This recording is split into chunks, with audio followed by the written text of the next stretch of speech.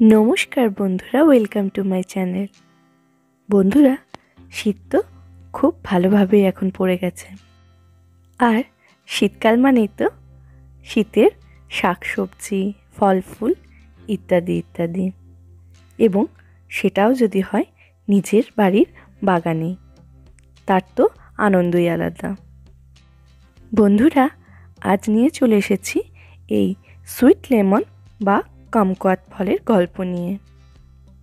Search করে দেখলাম এর আদি বাসস্থান দক্ষিণ চীন দেখাচ্ছে, কিন্তু বর্তমানে এটি সারা বিশ্বেই পাওয়া যায়। এই গাছটা কিন্তু আমার বাড়িতে বেশ কয়েক বছর থেকেই আছে, এবং প্রত্যেক বছরই এই গাছে এমনই ফল পাওয়া যায়, মানে গাছ ভর্তি করে ফল আসে। তাই ভাবলাম বন্ধুরা, এবারে শীতে যখন এই ফলটা হবে তখন আপনাদের সাথে আমি শেয়ার করে নেব।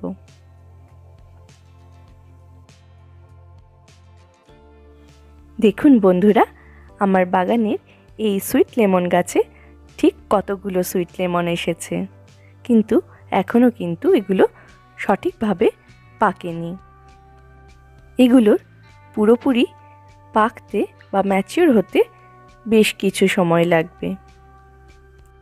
দেখুন বন্ধুরা, একটা ডালে গোছা গোছা এরকম সুইট লেমন হয়েছে।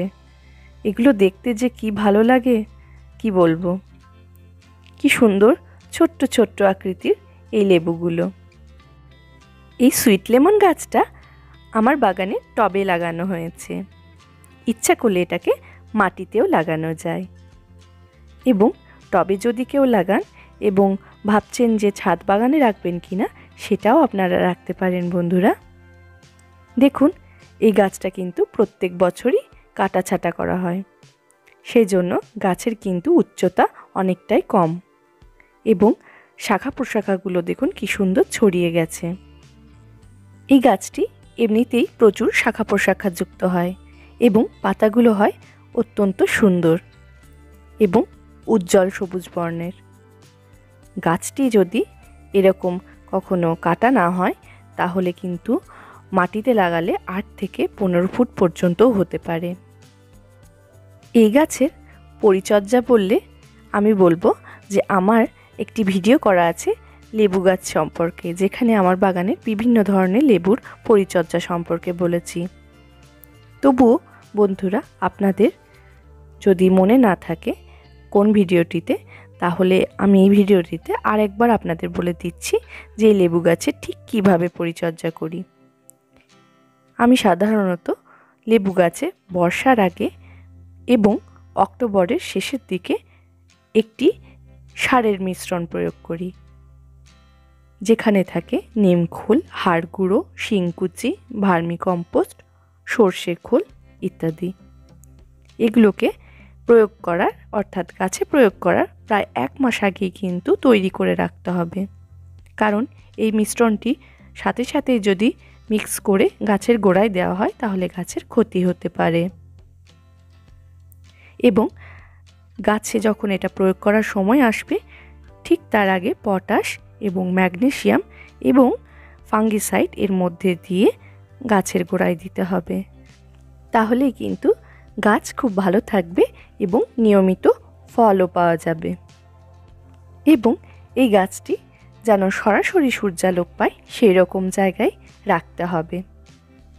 এখানে দেখুন বন্ধুরা, লেবুগুলো একেবারে ভালোভাবে পেকে গেছে। কি সুন্দর তার রং, একেবারে হলদেটে কমলা বলা যেতে পারে। এবং সাইজটা দেখুন কত ছোট্ট ছোট্ট।